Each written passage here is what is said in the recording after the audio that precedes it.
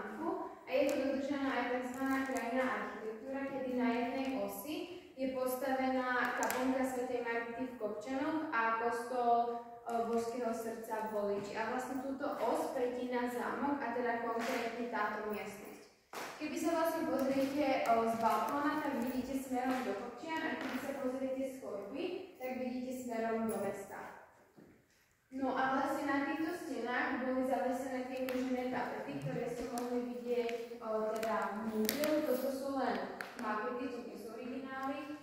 Podlaha, na ktorej stojíte, tak je teda pôvodná drevená parketová, aj lustre nad vašimi hlavami sú pôvodné a sú vlastne barokového štýlu.